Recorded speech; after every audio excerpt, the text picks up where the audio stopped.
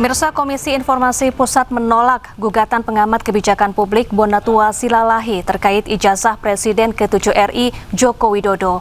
KIP menyatakan Arsip Nasional Republik Indonesia selaku pihak termohon belum menguasai arsip ijazah Jokowi dari Komisi Pemilihan Umum. Majelis bertanya kepada pemohon apakah dapat menerima putusan yang sudah dibacakan oleh majelis. Jadi kami belum bisa. Komisi Informasi Pusat menggelar sidang putusan sengketa informasi antara pengamat kebijakan publik Bonatua Silalahi terhadap termohon Arsip Nasional Republik Indonesia atau ANRI berkaitan dengan arsip ijazah Presiden Indonesia ke-7 Joko Widodo. Majelis sidang memutuskan menolak permohonan pemohon untuk keseluruhan. Adapun dalam sengketa ini, Bonatua Silalahi meminta Arsip Nasional untuk memberikan arsip ijazah Joko Widodo yang digunakan untuk pemilu tahun 2014 dan 2019. Tak puas atas hasil putusan, pengacara Bonatua Silalahi mengaku akan melakukan proses hukum selanjutnya. Selanjutnya memutuskan 6.1 menolak permohonan pemohon untuk seluruhnya. 6.2 menyatakan informasi berupa 1. Salinan dokumen ijazah atas nama Joko Widodo untuk pencalonan Presiden Republik Indonesia periode 2014-2019 yang diarsipkan di ANRI. 2. Salinan dokumen ijazah atas nama Joko Widodo untuk pencalonan Presiden Republik Indonesia periode 2019-2024 yang diarsipkan di ANRI. 3. Berkas-berkas verifikasi yang dilakukan oleh KPU. 4. Serah terima dokumen dari partai pengusung kepada KPU merupakan informasi yang belum dikuasai atau didokumentasikan oleh. Kami sangat kecewa karena fakta-fakta persidangan, ahli-ahli itu semua mendukung bahwa ada memang pelanggaran kelalaian yang dilakukan oleh ANRI. Bahkan ada dibacakan tadi pasal pidananya dan sebagainya, ya kan? Pasal 84, pasal 84 dan 88 dibacakan, ya kan? Bahwa itu ada sanksi pidana. Apalagi dokumen ijazah yang 2014-2015 itu jelas adalah dokumen statis yang sudah tidak digunakan kembali, yang seharusnya disimpan oleh ANRI. Pemirsa, Majelis Hakim pemberi vonis lepas terhadap terdakwa korporasi kasus korupsi minyak sawit mentah divonis 11 tahun penjara. Mereka terbukti bersalah menerima suap.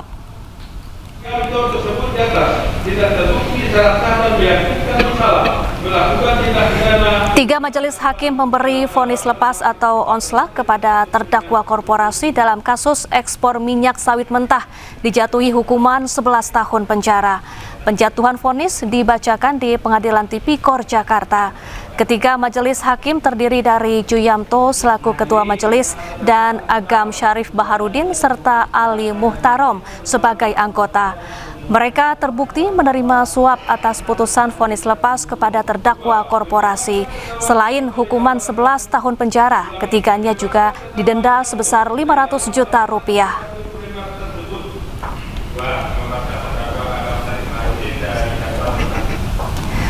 Selebriti yang juga anggota DPR RI Surya Utama atau Uya Kuya hadir sebagai saksi dalam sidang kasus penjarahan rumahnya di Pengadilan Negeri Jakarta Timur. Sidang mengagendakan pemeriksaan 4 saksi yang disebut menjarah rumah Uya Kuya pada akhir Agustus lalu. Kalau peringanan bukan wewenang saya, pas saya juga bingung karena dia di pengadilan, saya bukan hakim, bukan jaksa. Dia kasihan di rumah. Iya, saya tahu. Udah penyakit, anak aku udah 3 bulan, Bapak maafin anak aku, Pak. Saya maafkan dari awal. Maafin ya Allah, Bapak.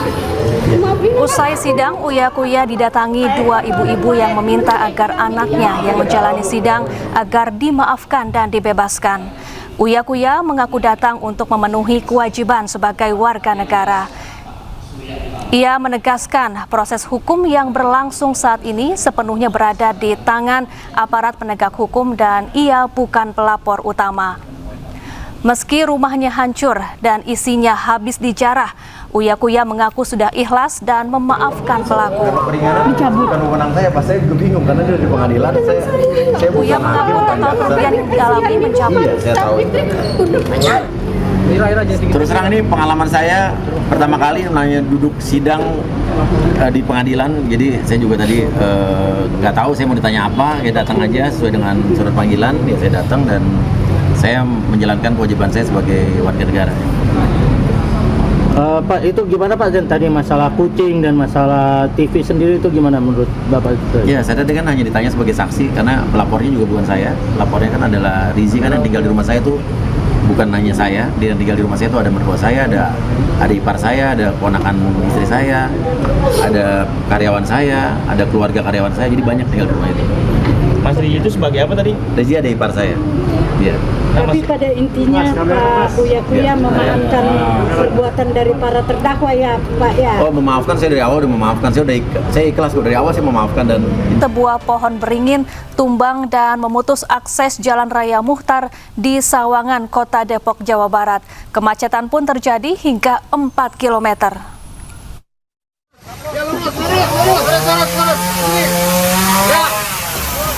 Hujan deras disertai angin kencang membuat sebuah pohon beringin di Jalan Raya Muchtar, Sawangan, Depok tumbang. Batang pohon yang roboh melintang di jalan sehingga kendaraan tak bisa melintas. Kemacetan panjang pun sempat terjadi sepanjang 4 km di kedua arah. Sebelum akhirnya petugas gabungan tiba di lokasi. Petugas pun memotong batang pohon yang menimpa kabel dan melintang di jalan sehingga jalanan pun perlahan bisa dilalui. Ada yang tertimbang nggak Pak di bawahnya tadi? Nggak ada. Ini pohon apa tuh? Beringin. Oh, pohon beringin. Kalau udah tuanya ya Pak? Iya. Kalau udah rambu itu, akarnya kayak rambu. Setelah pohon tumbang berhasil dipotong dan dirapikan, arus lalu lintas pun berangsur pulih. Dari Depok, Jawa Barat, Iyung Rizky, iNews melaporkan. Pemirsa, 4 orang tewas dan 5 lainnya terluka tersambar petir di Kota Serang, Banten. Insiden mengerikan itu terjadi di area persawahan di Kampung Badamusalam. Iki siapa menghalek? Ikan menghalek itu siapa? Ya Allah, ini lillahi wa inna ilaihi raji'un. Ya Allah, Rabbi subhanallah. Warga mengevakuasi korban yang tersambar petir di Kampung Badamusalam, Serang, Banten. Tangis histeris keluarga tak terbendung saat korban terus berdatangan. Total ada 4 orang tewas dalam insiden ini, 5 lainnya terluka. Petir menyambar saat 9 warga berteduh di sebuah saung usai bekerja di sawah. Jumlahnya 9 ya, 4 meninggal dunia, 3 masih diobservasi, 2 dirawat di rumah. Nanti kita masih akan monitor lagi perkembangannya. Kalau memang perlu perawatan, tadi Pak Wali Kota sudah menyampaikan supaya diarahkan untuk dibawa ke rumah sakit. Dugaan sementara korban tersambar petir karena sebagian menggunakan ponsel saat berteduh. Hingga kini polisi masih memeriksa kasus ini. Dari Serang, Banten, Bahesa Apriandi, iNews melaporkan. Pembongkaran rumah warga Sukahaji di Kota Bandung yang berdiri di lahan PT Sakura berakhir ricuh. Meski sudah berhasil diredam, polisi tetap bersiaga di lokasi kejadian.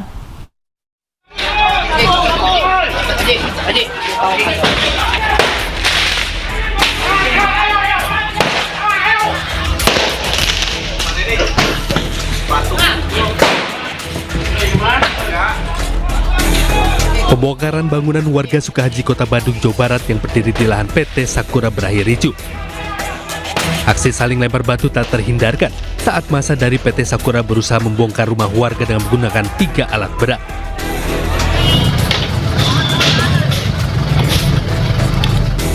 Selain lemparan batu dan petasan, masa juga saling serang menggunakan balok kayu.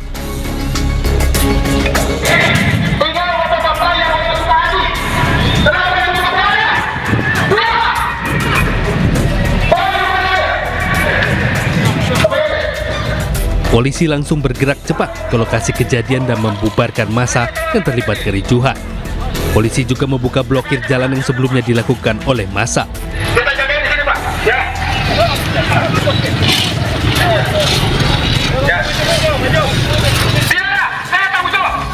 Selain itu, polisi juga memadamkan api dari bekas kericuhan yang terjadi. Meski kedua belah pihak telah membubarkan diri, pihaknya menyiagakan pasukan di lokasi mencegah hal serupa terjadi. Sekarang sudah kondusif, jajaran Polrestabes Bandung sudah berada di sini, di backup oleh Polda Jabar. Untuk kedua belah pihak sudah kembali ke tempat masing-masing. Dari warga sudah ke dalam, dari yang mengaku pemilik lahan juga sudah kembali dan sudah tidak ada pergerakan. Ini kami sekarang masih standby di Taman Sakura di perempatan untuk menjaga tidaknya bentrokan susulan dan juga mencegah terjadinya kegiatan-kegiatan yang mungkin bersifat anarkis dan lain-lain.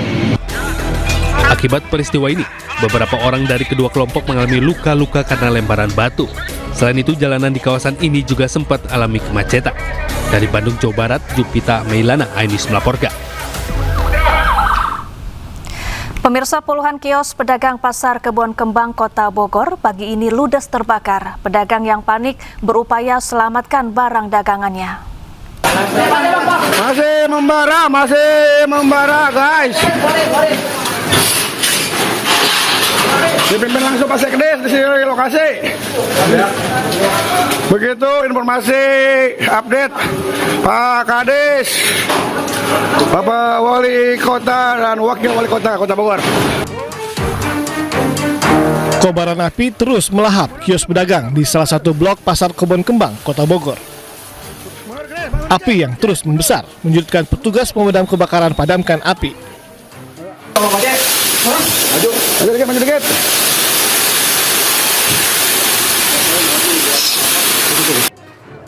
Minimnya sumber air dari hidran yang tersedia, serta sempitnya area gedung juga menghambat pemadaman.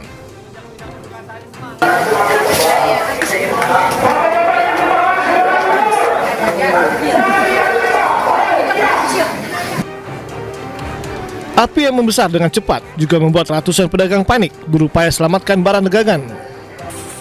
Diduga sumber api berawal dari kios mainan anak. Kurang lebih pastinya sih belum ini, tapi kurang lebih sekitar 20 kios. Sumber api kita belum tahu asalnya dari mana. 20 kios itu ya saya pikir tadi ada sebagian yang dibongkar rolling door-nya, jadi ya mohon maaf pada warga masyarakat yang pemilik kios kita bongkar karena untuk apa ya, untuk pemadaman api. Api baru bisa dipadamkan 2 jam kemudian setelah dikerahkan 11 unit damkar. Tidak ada korban jiwa maupun luka-luka dalam peristiwa ini. Aparat Polsek Bogor Tengah masih menyelidiki penyebab pasti kebakaran. Dari Bogor, Jawa Barat, Andi Firmansyah, iNews melaporkan. Aksi tawuran 2 kelompok warga terekam CCTV di Kota Makassar, Sulawesi Selatan. Sementara itu di Kabupaten Goa, 8 pelaku tawuran ditangkap polisi karena terlibat aksi tawuran.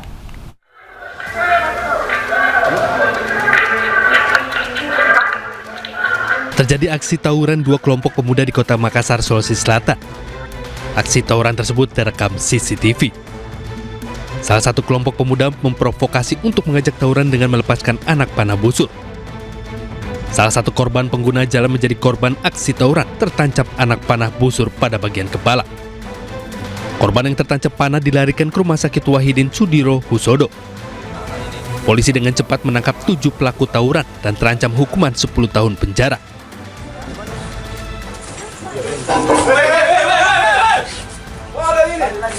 Tim Jatanras Satreskrim Polres Goa tangkap sejumlah warga dengan senjata tajam dan busur panah di Kabupaten Goa, Sulawesi Selatan. Penangkapan para pelaku berlangsung dramatis karena berusaha kabur melewati lorong sempit, namun usaha para pelaku sia-sia dan tertangkap polisi. Dari tangan 8 remaja ini, polisi sita 9 senjata tajam, busur panah, serta 3 ketapel pelontar busur sebagai barang bukti. Dapat mengamankan 8 terduga pelaku, yang dimana 8 terduga pelaku ini masing-masing mempunyai peran, yaitu menyerang dengan busur, parang, dan juga batu. Guna proses hukum, ke-8 pelaku bersama barang bukti dibawa ke unit Jatanras Satreskrim Polres Goa, Sulawesi Selatan. Tim Liputan iNews melaporkan.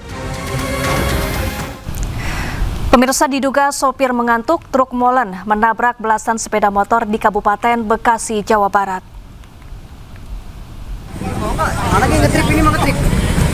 Molen ngeblong molen. Truk molen menabrak belasan sepeda motor yang terparkir di Jalan Raya Inspeksi Kalimalang, Cikarang Selatan, Kabupaten Bekasi, Jawa Barat. Kecelakaan terjadi diduga akibat sopir truk mengantuk hingga hilang kendali. Saat melaju, truk tiba-tiba oleng ke kiri mengakibatkan belasan sepeda motor mahasiswa dan ojek online rusak parah. Akibat kecelakaan tersebut, arus lalu lintas di Jalan Raya Inspeksi Kalimalang dari arah Cikarang menuju Kalimalang sempat mengalami kemacetan. Dari Kabupaten Bekasi, Jawa Barat, Didit Junaidi Anyus melaporkan. Tim penyelamatan dari Damkar Bondowoso mengevakuasi sapi yang terjebak dalam lubang septic tank. Dengan dibantu warga, akhirnya sapi bunting seberat 1 ton lebih berhasil terangkat.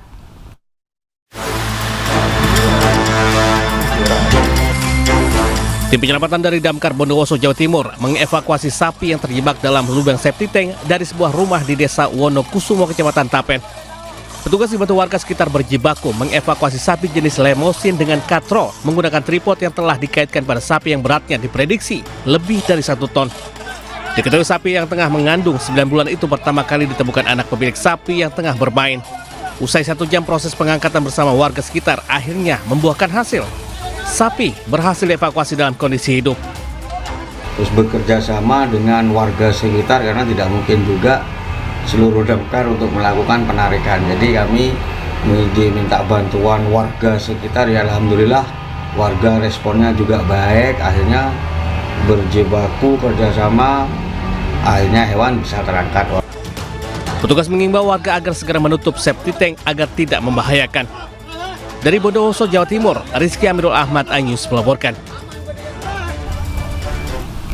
Pemirsa, seorang pelatih bela diri MMA menjadi korban penganiayaan kelompok penagih utang di Jalan Hortikultura, Pasar Minggu, Jakarta Selatan. Aksi mereka diduga salah sasaran dan viral di media sosial.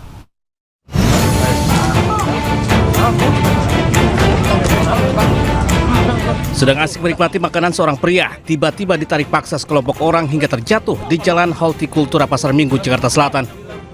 Para pelaku diduga penagih utang yang salah sasaran. Karena tak terima, korban pun melawan dibantu beberapa warga. Aksi para pelaku pun terhenti dan langsung meninggalkan lokasi dengan sebuah SUV. Belakangan diketahui korban merupakan seorang pelatih bela diri MMA. Korban yang telah dihubungi berencana melaporkan kasus ini ke polisian dan mencari para pelaku. Dari Jakarta, Helmi Sanjambati Anyus melaporkan.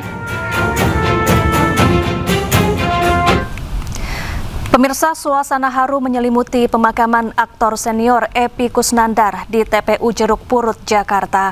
Keluarga, sahabat, dan sejumlah penggemar berkumpul mendoakan almarhum Epy Kusnandar. Karina Ranau, istri Epy Kusnandar bersama keluarga dan kerabat tak kuasa menahan tangis saat jenazah Epy Kusnandar dimakamkan di TPU Jeruk Purut, Jakarta. Pemakaman berlangsung sekitar pukul 8:30 waktu Indonesia Barat. Jenazah Epy Kusnandar sebelumnya diberangkatkan dari rumah duka di kawasan Ciganjur, Jagakarsa, Jakarta Selatan. Epy Kusnandar meninggal dunia di Rumah Sakit Pusat Otak Nasional Cawang, Jakarta Timur pada Rabu 3 Desember. Epy meninggal dunia di usia ke-61 tahun setelah mengalami penyumbatan pembuluh darah di batang otak. Tangan kirinya di atas. Epy Kusnandar dikenal sebagai aktor senior yang telah puluhan tahun berkecimpung di dunia hiburan Indonesia. Ia terjun ke dunia akting melalui sinetron Satu Kakak Tujuh Ponakan pada 1996. Ia juga sempat mengambil bagian dalam sejumlah proyek film, FTV, dan sinetron. Namun aktingnya yang paling dikenal oleh kalangan masyarakat adalah saat berperan sebagai Kang Mus dalam sinetron dan film Preman Pensiun.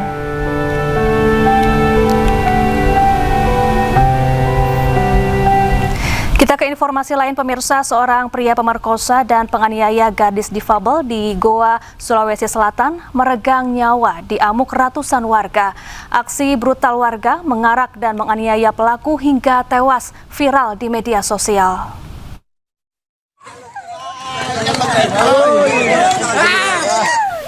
Inilah video yang viral di media sosial saat seorang pria yang memperkosa dan juga menganiaya gadis disabilitas ditangkap dan diarak ratusan warga di Kelurahan Cikoro, Kecamatan Tompo Bulu, Kabupaten Goa, Sulawesi Selatan.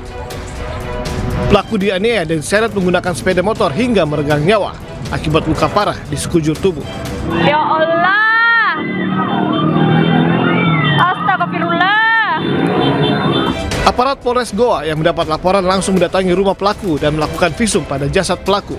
Dari hasil pemeriksaan sejumlah saksi, aksi warga dipicu pelaku yang mencuri laptop juga berbuat asusila ke gadis difabel.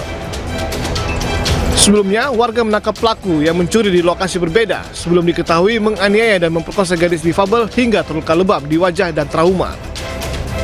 Yang bersangkutan, korban ini melakukan 2 tindak pidana di 2 TKP yang berbeda. Yakni tindak pidana pertama adalah pencurian laptop, kemudian di TKP yang kedua melakukan pemerkosaan dan penganiayaan terhadap korbannya. Kemudian setelah diketahui warga, korban ini sempat melarikan diri ke dalam hutan. Seperti itu. Dan tepatnya pada hari Rabu, berdasarkan informasi yang kami terima, tepatnya Rabu sore, yang bersangkutan diketemukan oleh warga dan memang langsung dihakimi seperti itu. Polisi sempat disiagakan di tempat kejadian perkara untuk mencegah balas dendam dari keluarga pelaku. Polisi juga mengimbau agar warga tidak main hakim sendiri dan menyerahkan kasus ini diproses dengan hukum yang berlaku. Dari Goa, Sulawesi Selatan, Bukma, iNews melaporkan. Pemirsa, bencana banjir dan tanah longsor yang terjadi di Pulau Sumatera memisahkan banyak keluarga. Di antaranya di Aceh, di mana seorang ayah akhirnya dapat berkumpul kembali dengan keluarganya usai menembus hutan selama 4 hari 4 malam.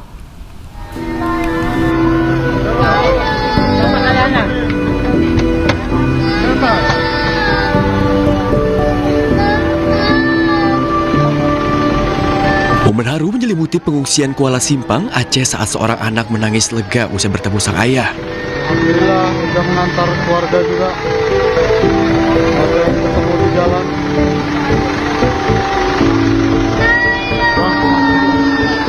Tangis itu tak terbendung. Usai selama 4 hari sang ayah menghilang dan tak dapat dihubungi akibat bencana banjir dan tanah longsor di Aceh.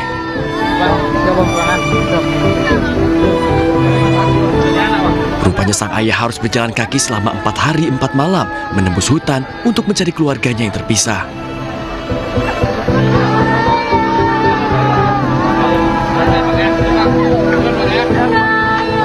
Beruntung sang ayah bertemu petugas penyelamat yang mengendarai mobil di tengah perjalanan. Sang ayah pun harus naik di atas atap mobil untuk berkumpul kembali dengan keluarganya. Sebuah video menegangkan viral di media sosial. Seorang anak di Aceh Tamiang terjebak selama 7 jam di atas sebuah tiang pemancang.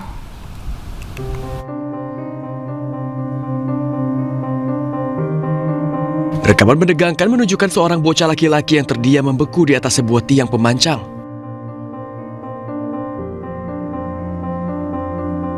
Tangannya gemetar kedinginan, wajahnya pucat, kakinya pun hanya dapat berdiri dengan arus deras di bawahnya.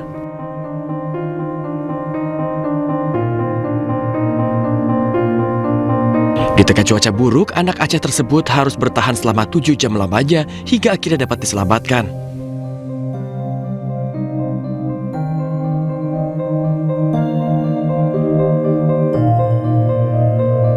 Dengan bermodalkan sebuah tali dan kekuatan tangannya untuk bergelantungan, anak tersebut pun akhirnya berhasil diselamatkan melalui atap rumah warga.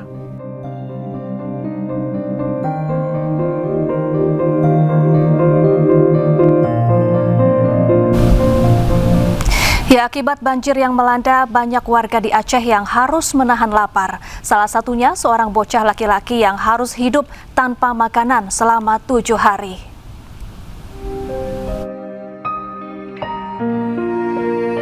Banjir yang menerjang Aceh menyisakan duka yang mendalam. Di antaranya banjir yang masih terus menggenang hingga membuat anak-anak setempat kelaparan.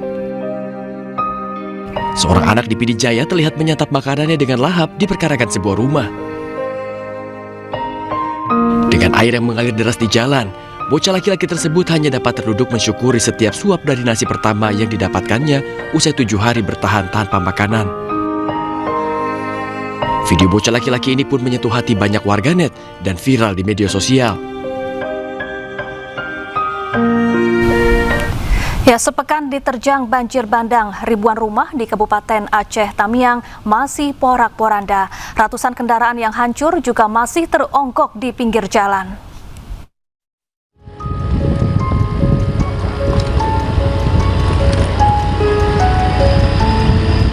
Kondisi di beberapa ruas jalan yang ada di Kabupaten Aceh Tamiang rusak parah usai diterjang banjir bandang yang terjadi pada 26 November lalu. Ribuan rumah warga juga hancur tersapu air, bahkan beberapa di antaranya rata dengan tanah. Ratusan kendaraan yang terbawa arus air saat ini masih teronggok di sisi kanan dan kiri jalan. Tidak hanya kendaraan roda 2 dan roda 4, beberapa di antaranya terdapat kendaraan besar seperti truk tangki dan bus yang tengah melintas. Banjir bandang juga menyisakan tumpukan lumpur setinggi hingga 30 cm dan hampir menutup seluruh badan jalan. Warga mengaku hingga kini belum tersentuh bantuan dari pemerintah dan bertahan dengan makan mie instan yang dibelinya dengan harga tinggi. Bantuan secepatnya, jangan pesawat dari hari minus ketiga, pesawat lewat-lewat tapi bantuan tak ada. Itu yang mengecewakan. Untuk apa pesawat pantau-pantau kalau nggak ada bantuan? Kasihan masyarakat. Saat ini lebih dari 50 warga diduga tewas dan hilang akibat tersapu banjir bandang. Sementara untuk jumlah pastinya, pemerintah Kabupaten Aceh Tamiang belum mendatanya. Dari Kabupaten Aceh Tamiang, Aceh, Muhammad Alfi, Ainis melaporkan. Pemirsa, khawatir banjir dan longsor susulan, warga Bener Meriah Aceh harus berjalan kaki nyaris 100 km menuju Lok Semawe. Joni Firdaus, warga Bener Meriah Aceh, terpaksa harus berjalan kaki sejauh 90 km menuju Lok Semawe. Terputusnya akses jalan dan rusaknya infrastruktur memaksa mereka harus berjalan kaki selama 3 hari 3 malam. Tanpa membawa perbekalan makanan dan pakaian yang memadai, Joni dan warga lainnya bahkan harus bermalam di area hutan. Hal ini terpaksa mereka lakukan untuk menghindari banjir bandang dan longsor susulan. Selain itu, Joni dan beberapa warga juga sengaja menjauhi Bener Meriah agar tidak terisolasi.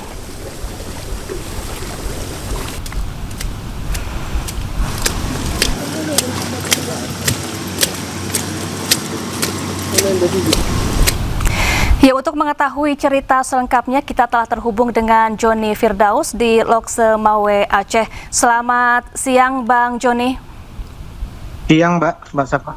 Ya, Bang Joni, ini bagaimana awalnya Anda bisa terjebak sehingga kemudian mengharuskan Anda berjalan kaki jauh sekali sampai 3 hari 3 malam? Dimulai di hari Rabu Mbak, karena intensitas hujannya sudah semakin tinggi. Jadi kebetulan malam itu dapat WA dari keluarga bahwasanya di Lusmai pun ada banjir juga Mbak. Jadi saya putuskan untuk pulang ke Lusmai tanpa tahu kejadian seperti apa di Bener Meriah. Rupanya waktu di Rabu pagi itu memang udah banyak jalan-jalan yang longsor dan terputus. Jadi sampai saya terjebak berapa hari di situ di Pondok Baru. Jadi baru hari Jumat baru bisa lewat ke Pondok Baru Mbak. Jadi dari Pondok Baru karena banyak jalan putus, jadi saya ajak rekan-rekan saya ada 7 orang kami untuk jalan kaki mengambil inisiatif karena saya lihat di hari Kamis sudah pada banyak warga yang stok-stok beras, minyak, gas. Jadi saya sampai berpikir kalau saya bertahan di sini takut tidak ada bantuan, terisolasi Mbak. Jadi kami ngambil inisiatif untuk berangkat terus Pak, tanpa memikirkan bagaimana keadaan di lapangan. Tapi alhamdulillah Pak, Mbak, jadi di sepanjang perjalanan itu banyak dibantu dari masyarakat setempat yang lagi membuat jembatan darurat, begitu juga dengan aparat baik dari Babinsa, Koramil dan Polsek saling bahu-membahu untuk membuat jalan untuk bagaimana kami bisa menghindar dari kampung tersebut. Jadi banyak kampung-kampung yang sudah longsor, banyak yang menjadi korban seperti kampung Mesidah, Lindang Bulet, Permata, Buntul, Mbak. Jadi kami putuskan apapun kejadian di perjalanan, kami harus sampai dengan tekad bagaimana keluarga kami di Lusmawe, Mbak. Gitu, Mbak. Baik, bersama siapa saja Bang Joni saat itu? Rekan-rekan saya ada namanya Maskur, Rizkan, Putra Ramadan, ada Amar, dua lagi yang baru ketemu di jalan, Mbak. Menjadi tim lah. Ya. Dan ada berapa rombongan lagi yang lain, Mbak, yang saya pun nggak tahu. Ya, bagaimana kabar mereka saat ini, Bang Joni, dan juga kabar dari anggota keluarga Bang Joni yang lain? Kita sempat kumpul di sini kontak-kontakan walaupun berjauhan. Alhamdulillah selamat semua, Mbak, tanpa kekurangan apapun. Oke. Banyak juga yang dari yang masih tinggal rekan-rekan kami yang di Taken baik di Banda Meriah masih terisolasi, Mbak. Jadi kami mengharapkan bantuan dari pemerintah bagaimana menanggapi jalan-jalan yang tersebut bisa alternatif, Mbak, atau dibuat. Ya. Sehingga stok-stok logistik bisa nyampe, Mbak. Ya, itu Bang Joni, selama berjalan kaki selama 3 hari 3 malam, bagaimana Bang Joni dan keluarga juga rekan-rekan makan dan minum selama di perjalanan? Ini kan waktunya cukup lama ya, Bang Joni, dan pasti sangat melelahkan sekali. Kami waktu di Kampung Buntul Permata itu ada satu teman, Mbak, memang dia nggak bisa berangkat karena ada anak istrinya. Jadi mereka memberikan kami bekal nasi 1 bungkus. Dan yang lainnya kami bekal di jalan itu selama berapa hari itu cuma mengandalkan roti dan air mineral, Mbak. Itu yang buat. Baik, Bang Joni, kita tahan dulu sebentar. Kita akan saksikan kembali bagaimana perjuangan Bang Joni saat melakukan perjalanan dari Kabupaten Bener Meriah menuju Lok Semawe Aceh sejauh 90 km.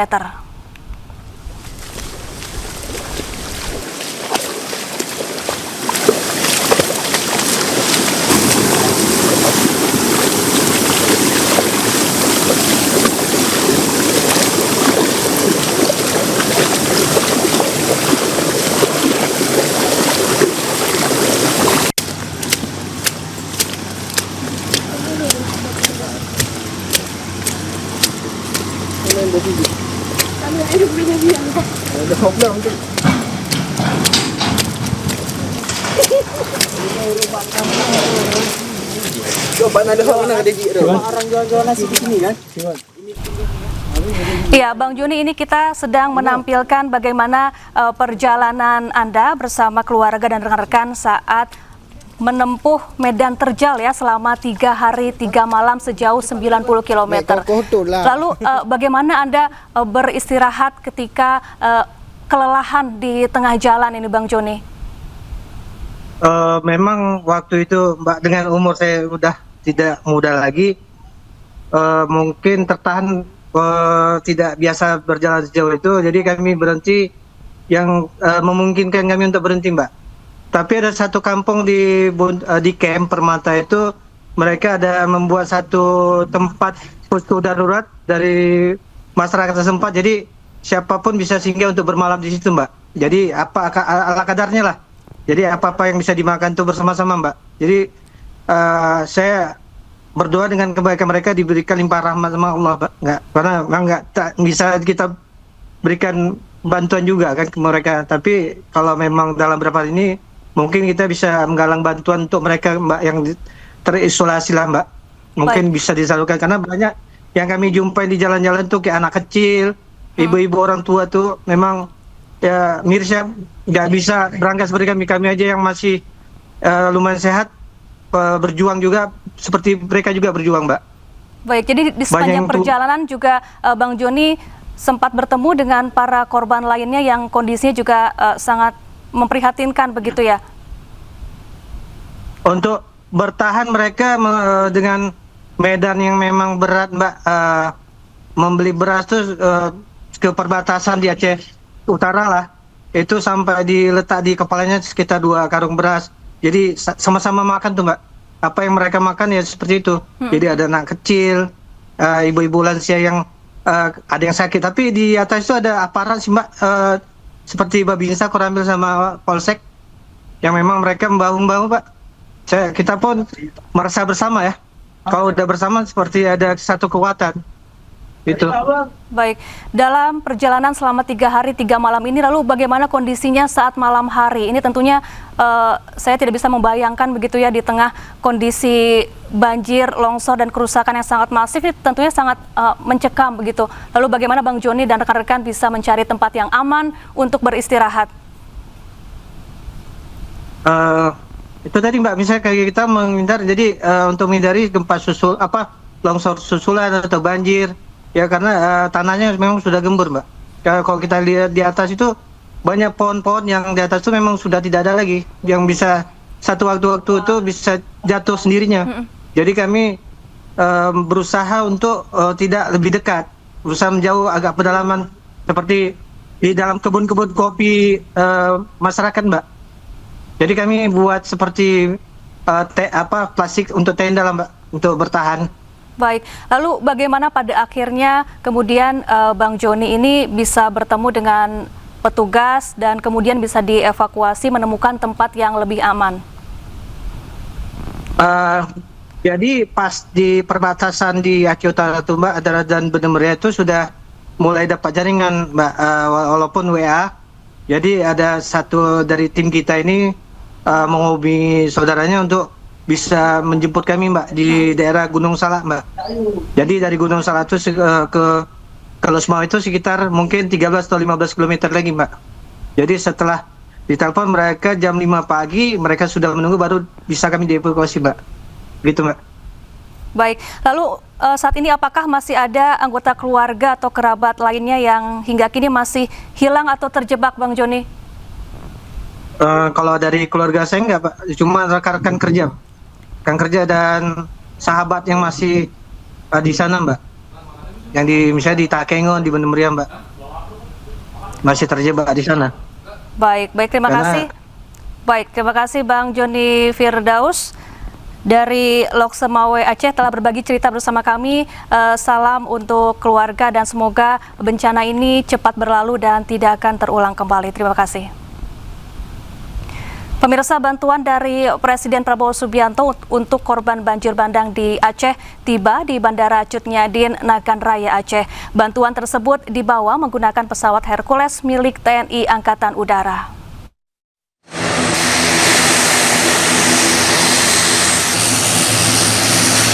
Hercules milik TNI AU Alfa 2093 yang membawa bantuan logistik untuk korban banjir bandang Aceh ini tiba di Bandara Cut Nyadin, Nagan Raya, Aceh.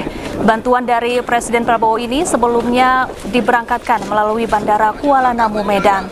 Selain melalui darat, bantuan ini juga disalurkan melalui udara untuk drop logistik bagi korban banjir.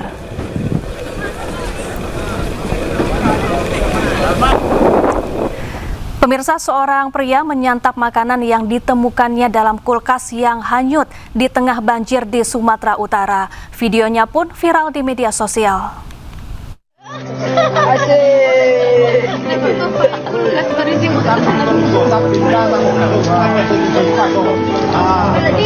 Potret mengharukan terlihat di sebuah video pendek yang tersebar di berbagai platform media sosial. Seorang pria yang dijuluki Bang Bram terlihat tengah menyantap kudapan di tengah banjir. Kulkas yang terhanyut, guys. Ya makan saya. Diketahui Bang Bram telah mengevakuasi warga selama 8 jam tanpa henti hingga kelelahan.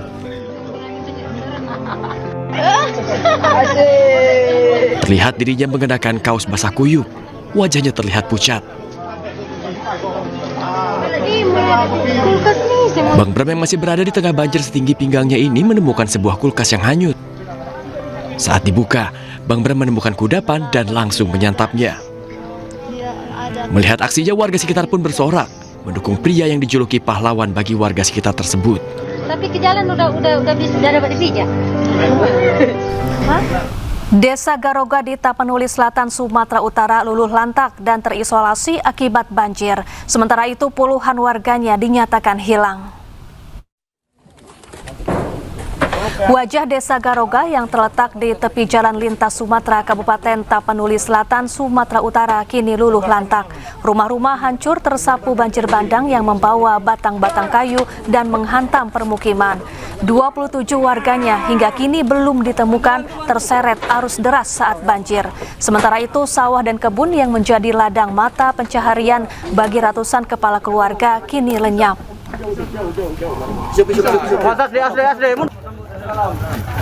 Oke bang. Pelan-pelan. Robek kanunya. Oke. Peluk ya. Mana kalau kita tarik? Sementara itu, jumlah korban tewas banjir bandang di Tapanuli Selatan terus bertambah. 2 korban kembali ditemukan tim SAR di Kecamatan Batang Toru. Tuh, di atas. Pisau parang. Udah. Tim SAR gabungan kembali menemukan 2 korban banjir bandang di Desa Aek Ngadol, Batang Toru, Kabupaten Tapanuli Selatan, Rabu sore. Kedua korban yakni 1 korban perempuan ditemukan di Desa Batu Hula dan 1 korban laki-laki di Desa Aek Ngadol. Kedua korban dibawa ke posko SAR untuk selanjutnya diserahkan ke pihak Rumah Sakit Tang Toru untuk proses identifikasi lebih lanjut. Sementara proses pencarian terus dilanjutkan dengan mengoptimalkan metode penyisiran sungai, pemantauan udara terbatas, dan penambahan personel. Tuh, di atas. Pisau parang. Udah. Wakil Presiden Gibran Rakabuming Raka mengunjungi posko pengungsian banjir bandang di Nagari Salareh Air, Jorong Sungai Pasak, Palembayan, Agam, Sumatera Barat.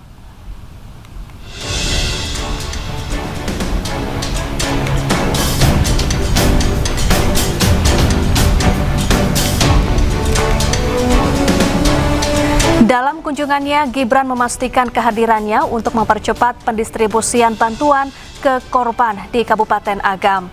Gibran didampingi Wamendagri, anggota DPR RI, Gubernur Sumatera Barat, dan Bupati Agam. Saat di posko, Gibran sempat berbincang dengan pengungsi di lokasi dan terlihat mencatat beberapa keluhan pengungsi.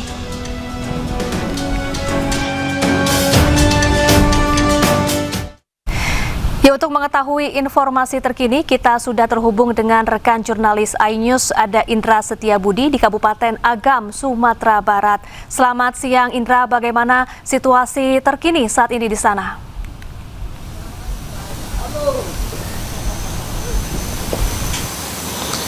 Baik, selamat siang Syafa dan juga pemirsa. Dapat kami informasikan terlebih dahulu terkait update korban jiwa khususnya di Sumatera Barat ini kian meningkat, Syafa. Yang mana kita ketahui untuk di tanggal 2 kemarin jumlah meninggal dunia ini 167. Namun hingga update per tanggal 3 kemarin ini sudah mencapai di angka 169 orang yang dinyatakan meninggal dunia dan sebanyak 70 lainnya masih dalam pencarian oleh tim SAR. Yang mana memang untuk benar sekali bahwa tempat kami melaporkan saat ini di kawasan ataupun Kecamatan Palembayan, Kabupaten Agam, Sumatera Barat, yang mana memang tadi pada pukul 8.30 waktu Indonesia Barat pagi tadi ini Wakil Presiden Republik Indonesia Gibran Rakabuming Raka ini hadir di tengah-tengah masyarakat ataupun di posko, salah satu posko di Kalipasak ataupun di lapangan Kalipasak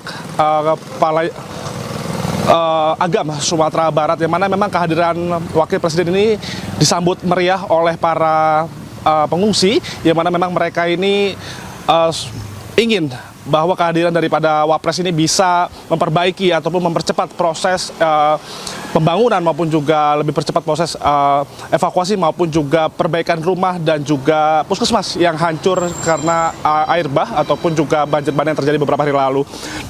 Dan kami menginformasikan juga bahwa tadi Wakil Presiden ini datang dengan berbagai pihak, Syafa, dan tadi yang uniknya ini Wakil Presiden ini membawa sejumlah bantuan sembako maupun juga dan lainnya, dan juga nih yang menariknya bahwa Wakil Presiden membawa sejumlah mainan untuk anak-anak guna untuk menghibur lantaran mereka ini masih merasa ketakutan maupun juga kecemasan setiap mendengar suara-suara yang dinilai ini cukup mencekam begitu, Syafa, sehingga memang kehadiran Gibran ini menjadi suatu penenang bagi masyarakat korban bencana khususnya di Agam, Sumatera Barat ini.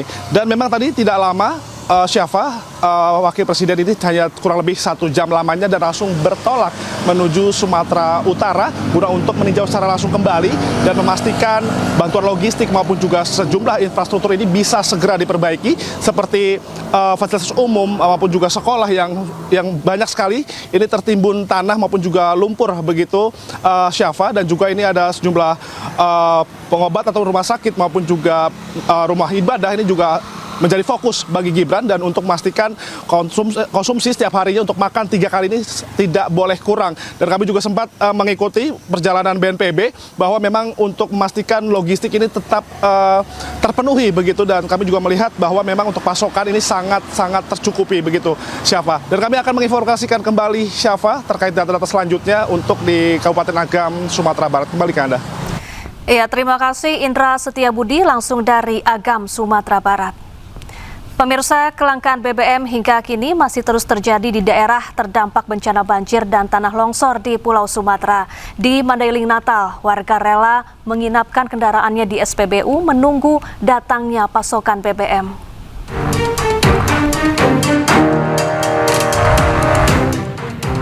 Ratusan kendaraan terparkir di SPBU di Jalan Willem Iskandar Panyabungan, Mandailing Natal, Sumatera Utara. Bahkan motor dan mobil yang parkir mengular hingga ke jalanan. Kendaraan-kendaraan ini mengantri, menginap di SPBU demi mendapatkan BBM. Meski pasokan BBM belum tiba, namun warga sudah menyerbu SPBU. Alasannya agar mereka bisa mendapat antrean terdepan dan kebagian bahan bakar minyak yang kini sulit didapat.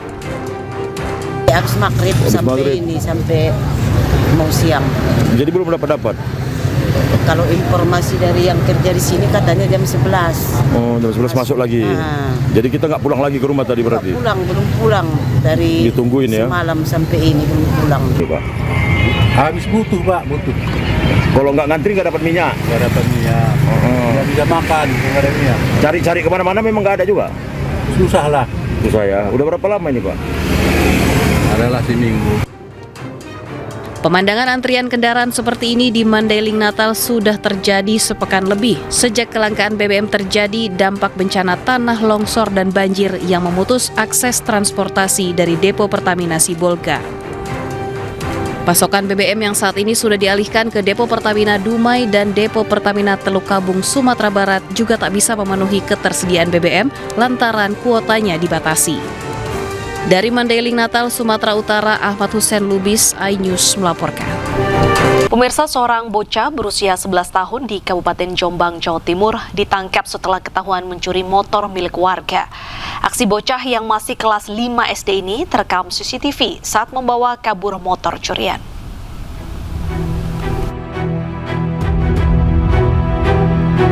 Inilah rekaman CCTV yang menunjukkan detik-detik bocah berusia 11 tahun saat berjalan kaki di perumahan Sri Kandi di Desa Mojongapit, Kecamatan Jombang, Kabupaten Jombang, Jawa Timur. Tak lama setelah itu, dia terlihat kabur meninggalkan perumahan dengan mengendarai sepeda motor warga. Setelah memeriksa rekaman CCTV warga, ternyata ada yang mengenali wajah pelaku sehingga langsung mendatangi rumahnya di Kecamatan Jogoroto. Untuk menghindari terjadinya hal-hal yang tidak diinginkan, polisi langsung membawa pelaku ke Mapolsek Jombang untuk diproses lebih lanjut.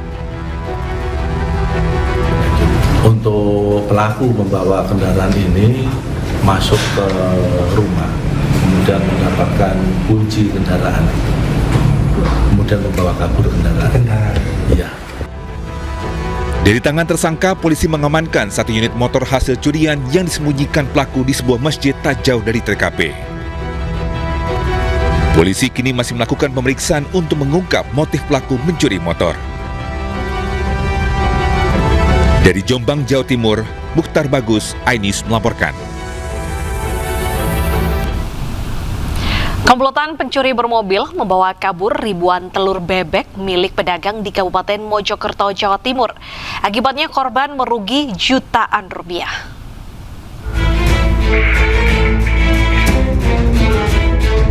Pencurian ribuan butir telur milik pedagang dengan menggunakan mobil di Kecamatan Mojosari, Kabupaten Mojokerto terekam CCTV.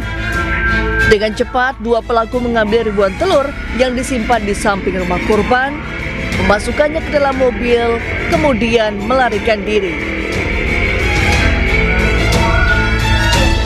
Pencurian 2.400 butir telur bebek senilai jutaan rupiah ini terjadi pada dini hari.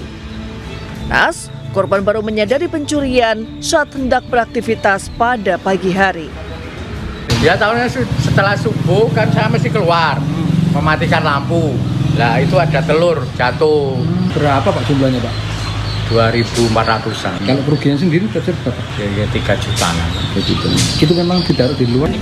Korban memilih tidak melapor ke polisi dan mengunggah rekaman CCTV ke media sosial agar warga bisa lebih waspada terhadap modus pencurian serupa. Dari Mojokerto, Jawa Timur, Solahuddin, iNews melaporkan. Penangkapan pengedar sabu seberat 6,5 kg jaringan Malaysia berlangsung dramatis di kota Kendari, Sulawesi Tenggara. Polisi terpaksa menabrak mobil pelaku untuk menghentikan pelariannya. Pas apa ini? Hah?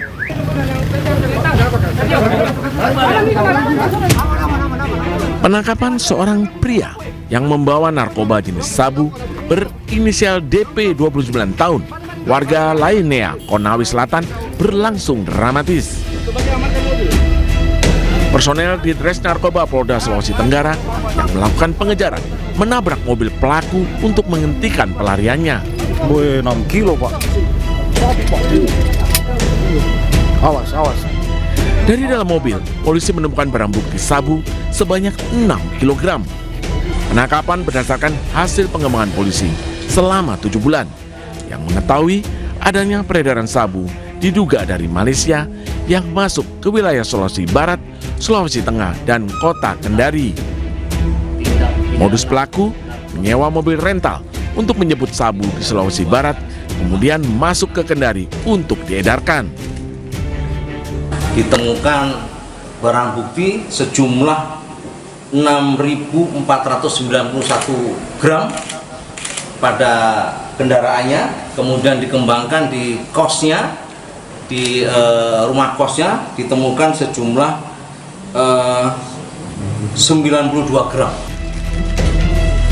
Tersangka saat ini diamankan di markas Polda Sulawesi Tenggara, dijerat pasal 114 Undang-Undang tentang Narkotika dengan ancaman hukuman paling lama 20 tahun penjara.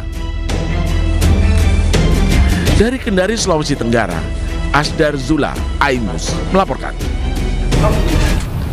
Polisi menangkap seorang pria pengedar ganja di kawasan Kapuk, Cengkareng, Jakarta Barat. Dari tangan pelaku, polisi mengamankan paket ganja siap edar seberat 4,6 kg.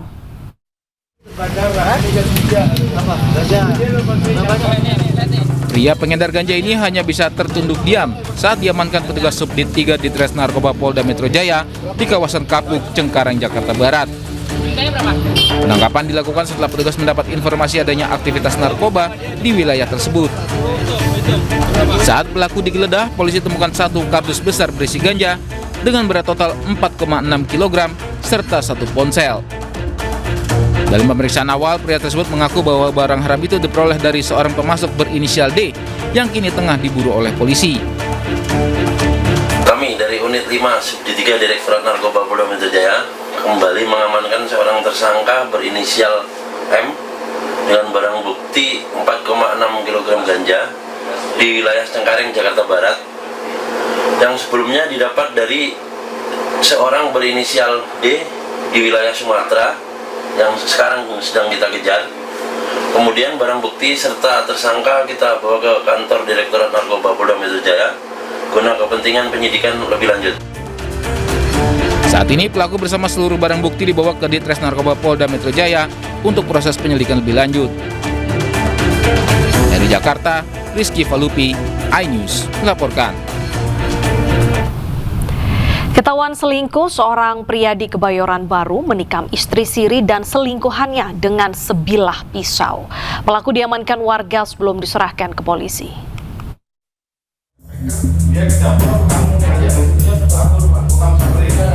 Seorang pria ditangkap setelah menikam istri siri dan selingkuhannya di rumahnya di Kebayoran Baru, Jakarta Selatan. Keduanya harus dirawat intensif di rumah sakit karena alami luka di dada, punggung, dan tangan. Aksi nekat pelaku dilatar belakangi cemburu mengetahui istrinya menjalin hubungan dengan pria lain. Pelaku sempat mengajak kedua korban bertemu di sebuah mal di kawasan Blok M sebelum memutuskan pergi ke rumah korban. Di rumah korban, ketiganya terlibat cekcok yang berujung penikaman pelaku terhadap kedua korban. Dan sampai di lokasi tersebut, bertiga cekcok mulut. Cekcok mulut, lalu si pelaku emosi, lalu mengeluarkan pisau, lanjut menusuk korban yang perempuan. Lanjut korban yang satu lagi ya, mau membantu, akhirnya ditusuk juga sama pelaku. Pelaku sendiri akhirnya diamankan warga sebelum diserahkan ke polisi. Atas kejadian ini, 2 orang yang menjadi korban penusukan dirawat di Rumah Sakit Pusat Pertamina. Sementara pelaku ditetapkan sebagai tersangka dikenakan pasal tentang tindak pidana penganiayaan dengan ancaman hukuman 5 tahun penjara. Dari Jakarta, Rizky Falupi, iNews melaporkan. Sesosok mayat ditemukan warga di Kabupaten Pasuruan, Jawa Timur di tepi sungai. Dugaan sementara pemirsa, mayat laki-laki hanyut terseret derasnya air sungai.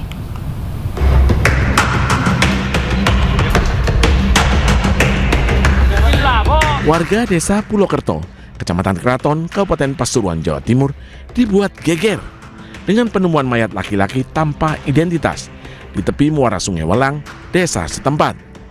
Penemuan bermula saat seorang petani hendak pergi ke tambak melihat benda mencurigakan di tepi sungai. Saksi kemudian melaporkan temuan itu kepada perangkat desa yang selanjutnya meneruskan informasi ke polisi. Petugas mengevakuasi mayat dari tepi sungai untuk dibawa ke RSUD Dr. Sudarsono Kota Pasuruan guna mengetahui penyebabnya. Dugaan sementara, korban terseret derasnya air sungai saat musim hujan tiba. Ya, jenazah tersebut masih belum diketahui identitasnya. Saat ini masih dalam proses identifikasi di RSUD Sudarsono. Ciri-cirinya, mayat diperkirakan berusia 35 tahun, rambut lurus dan kulit sawo matang. Polisi mengimbau anggota keluarganya untuk segera melapor ke polsek terdekat. Dari Pasuruan, Jawa Timur, Jaka Samudra, iNews melaporkan. Pemirsa, seorang bayi berusia 1 tahun 8 bulan di Pontianak meninggal dunia diduga dianiaya oleh kekasih ibunya. Terduga pelaku kini sudah ditangkap polisi.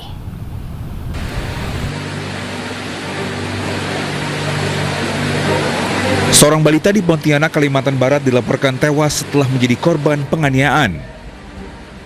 Terduga pelaku MD berusia 22 tahun yang tinggal satu kos dengan ibu kandung korban. MD ditangkap unit perlindungan perempuan dan anak Satreskrim Polresta Pontianak. Ibu korban melapor bahwa anaknya meninggal dunia dengan tanda-tanda kekerasan. Meski pelaku sempat menyangkal perbuatannya, polisi telah mengamankan sejumlah barang bukti seperti alas tidur, bantal, guling, dan pakaian korban. Sejumlah saksi termasuk ibu korban juga telah dimintai keterangan. Pelaku yang merupakan pacar dari pelapor, yang merupakan ibu kandung korban, melakukan kekerasan atau penganiayaan terhadap korban dengan cara memukul, mencubit, menjewer telinga, serta membanting korban yang merupakan anak masih berusia 1 tahun 7 bulan. Diduga pelaku melakukan hal tersebut karena pelaku merasa kesal karena korban sering menangis. Atas perbuatannya, terduga pelaku MD dijerat dengan pasal 80 ayat 3 Undang-Undang Perlindungan Anak dengan ancaman hukuman maksimal 15 tahun penjara. Dari Pontianak, Kalimantan Barat, Uun Junior, iNews melaporkan. Sempat dikabarkan hilang, seorang balita berusia 4 tahun ditemukan tewas di selokan di kota Cilegon, Banten. Diduga pemirsa, korban terperosok lalu hanyut saat bermain hujan.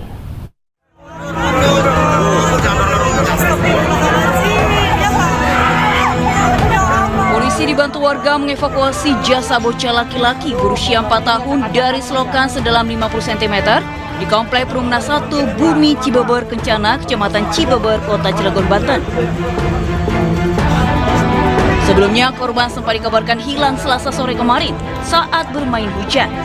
Setelah mendapat laporan hilang dan cek rekaman CCTV, polisi langsung menyisir selokan. Warga terpaksa membongkar beton selokan untuk mengevakuasi jasad korban. Diduga korban terperosok dan kemudian hanyut saat korban asik bermain hujan. Anak tersebut terlihat bermain di sekitaran TKP pada saat hujan deras. Kemudian tadi pagi anggota kami melakukan pengecekan di sekitar TKP dan ditemukan anak tersebut di bawah selokan hujan deras. Kemungkinan memang terposok dari jalan, tidur-tiduran, dilihat dari CCTV terjatuh di pada selokan kemudian hanyut memasuki gorong-gorong tersebut. Jasad korban dibawa ke Rumah Sakit Umum Daerah Kota Cilegon sebelum diserahkan ke pihak keluarga. Kasus tersebut ditangani unit Reskrim Polsek Cibeber. Dari Cilegon, Banten, Iskandar Nasution, iNews melaporkan. Proses evakuasi korban banjir dan longsor Sumatera masih terus dilakukan. Di Lok Semawe, Aceh, TNI Angkatan Udara mengevakuasi puluhan korban yang terjebak di tengah banjir.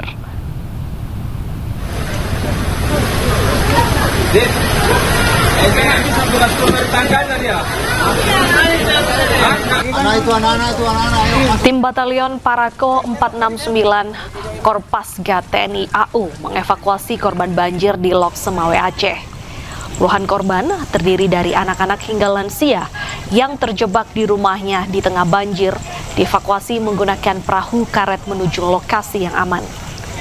Selain mengevakuasi korban selamat, TNI AU juga menemukan sejumlah korban meninggal.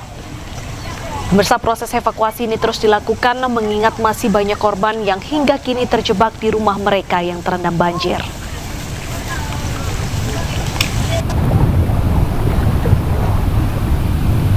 Banjir yang melanda Sumatera juga menyisakan duka yang mendalam. Di antaranya adalah matinya seekor anjing K9 yang kelelahan usai membantu mencari korban beberapa hari.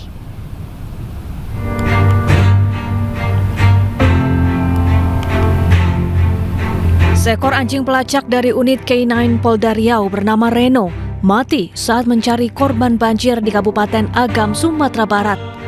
Anjing berjenis Belgian Malinois ini tewas usai membantu petugas mencari korban selama beberapa hari. Reno diterjunkan di titik yang sulit dijangkau dalam menjalankan tugas kemanusiaan pada Operasi Aman Nusa Dua di Sumatera Barat. Anjing berusia 8 tahun 4 bulan ini tewas akibat kelelahan dan cuaca yang ekstrim sehingga meninggalkan duka yang mendalam khususnya bagi Polda Riau. Tim Liputan iNews melaporkan. Tim gabungan terus berupaya mencari korban yang masih hilang pasca banjir bandang yang menerjang 3 desa di Kecamatan Batang Toru, Kabupaten Tapanuli Selatan, Sumatera Utara. 4 anjing pelacak K9 dikerahkan untuk membantu pencarian.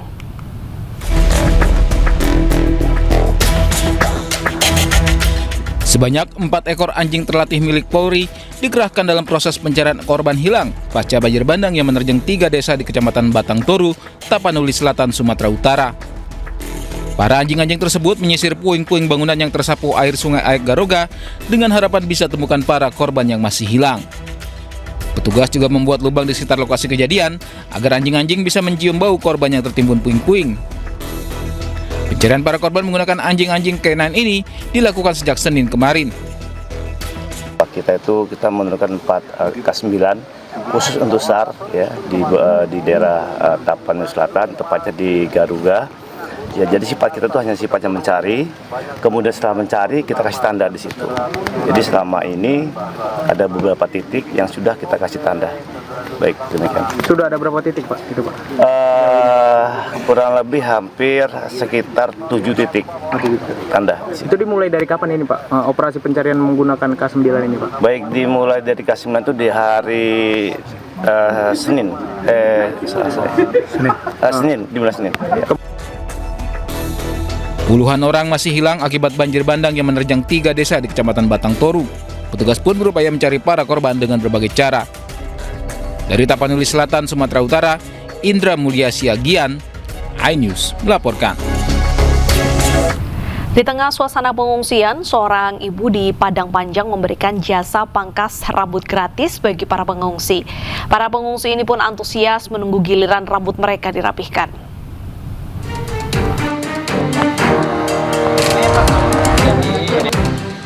Di tengah ramainya pengungsi korban banjir di Padang Panjang, Sumatera Barat, seorang ibu-ibu hadir membawa kehangatan.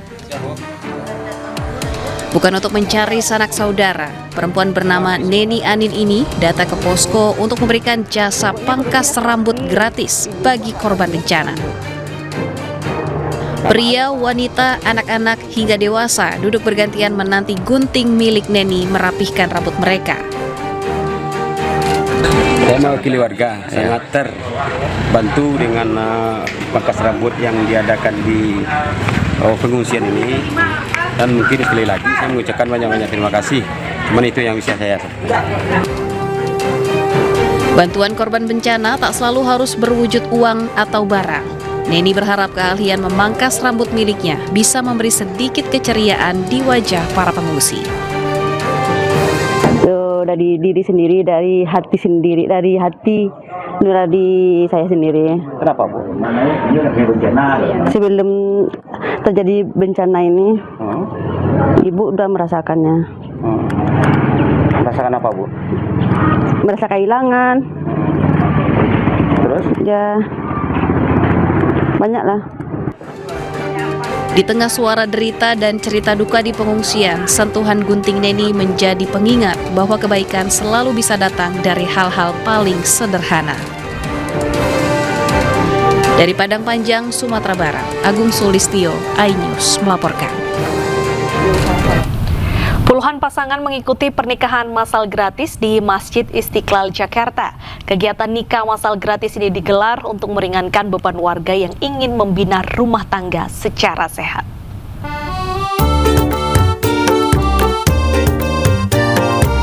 Puluhan pasangan dari berbagai usia mengikuti pernikahan massal gratis di Masjid Istiqlal, Jakarta. Kegiatan nikah massal gratis ini digelar untuk mengurangi beban pengeluaran warga kurang mampu yang ingin berumah tangga. Dari 100 kuota yang disediakan, hanya 51 peserta yang lolos persyaratan dan bisa melangsungkan pernikahan dengan rentang usia 20 tahun hingga 50 tahun. Para pasangan pengantin ini mengaku senang bisa melangsungkan pernikahan mereka tanpa biaya. Persiapannya ya dari awal kita ngurus-ngurus dari RT RW sampai ke KUA sih, Kak. Persyaratannya kira-kira susah nggak sih? Ya lumayan sih buat persiapannya. Dapat souvenir kayak uang mahar juga 500.000 sampai uang ongkos, Kak. Iya, uang transport ya. Selain pernikahan gratis, para pasangan pengantin juga mendapatkan bantuan paket pernikahan. Mulai dari mahar sebesar Rp500.000, gaun pengantin, bingkisan, dan dokumen resmi pernikahan. Dari Jakarta Pusat, Rani Sanjaya, iNews melaporkan. Pemirsa, imbas cuaca ekstrim, harga sayur mayur ini melambung tinggi. Harga cabai menembus Rp75.000 hingga Rp80.000 per kilo, nyaris naik 100% dari harga normal.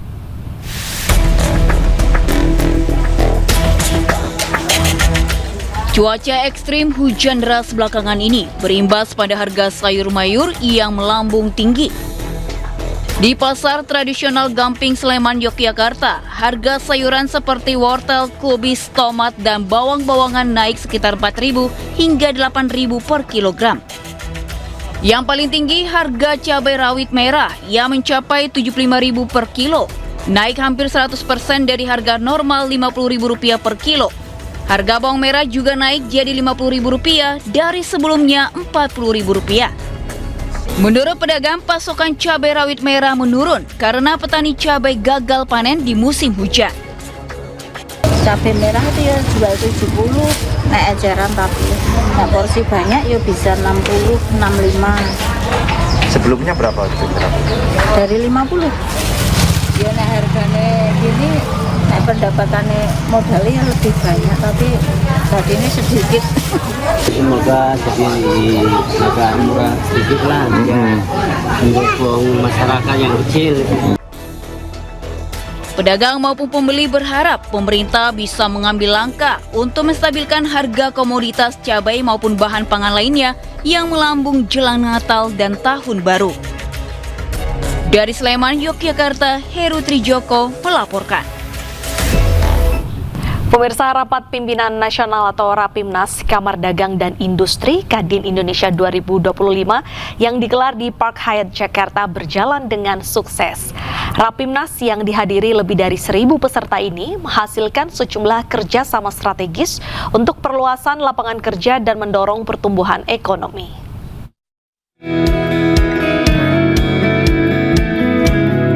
Wakil Ketua Umum Kadin Bidang Komunikasi dan Digital sekaligus Ketua Organizing Committee Rapimnas Clarissa Tanusudibio memastikan Rapimnas Kadin Indonesia yang digelar 1 hingga 2 Desember 2025 di Park Hyatt Jakarta berjalan dengan sukses.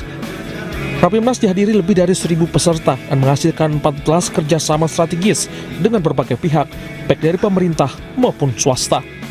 Berbagai kerjasama strategis tersebut diharapkan dapat menciptakan lapangan kerja bagi masyarakat yang akan mendorong daya beli sehingga target pertumbuhan ekonomi bisa tercapai. Tadi ada MOU untuk antara Kadin dan juga Pupuk Indonesia dan juga antara Kadin dan Menteri Pertanian dan ini adalah beberapa dari 14 MOU yang kami tanda tangani di 2 hari acara Rapimnas ini. Secara target memang semuanya sudah sesuai dengan target dan memang secara tema saya rasa juga sudah cocok karena kita fokusnya bukan hanya dalam lapangan kerja tapi bagaimana kita bisa meningkatkan produktivitas dan juga investasi dan juga inovasi. Jadi memang harus ada masukan dari berbagai macam bidang-bidang ya. Rapimnas Kadin Indonesia tahun 2025 mengusung tema besar Kadin bergotong royong memperluas lapangan kerja untuk kesejahteraan dan kemandirian Indonesia dengan fokus pada peningkatan inovasi, produktivitas, investasi, dan perdagangan. Tim Liputan iNews melaporkan.